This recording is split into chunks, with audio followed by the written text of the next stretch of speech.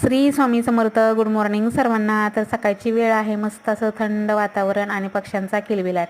तर इकडे फ्रेश असं वाटतं बघा, सकाळी सकाळी खूप छान वाटतं इकडं. आता आलेलं आहे नळाला पाणी. 4 दिवसांनी आमच्याकडे नळाला पाणी येतं.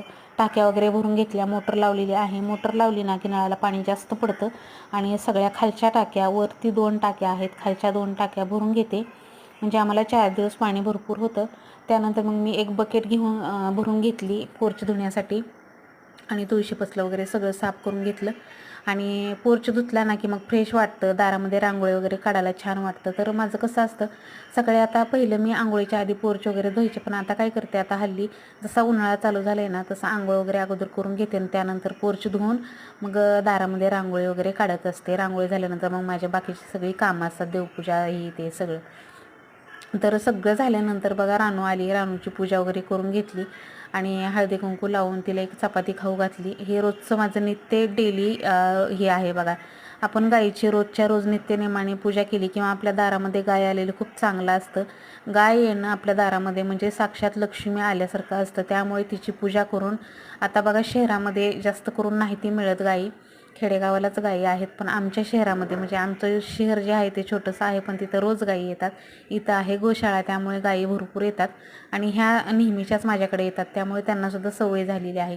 मी तुळशीची पूजा करायला घेतली की त्यावेळेस ती आलेली असते.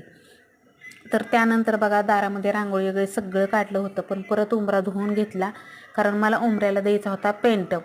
तर पेंट का द्यायचा आहे उंबऱ्याला सांगते ताईनं तुम्हाला, कारण दरवाजा जो आहे ना तो सागवान याचा बसवायचा आहे, म्हणजे सागवान दरवाजा बसवायचा आहे, म्हणजे दोन्ही साईडनं उघडणारा.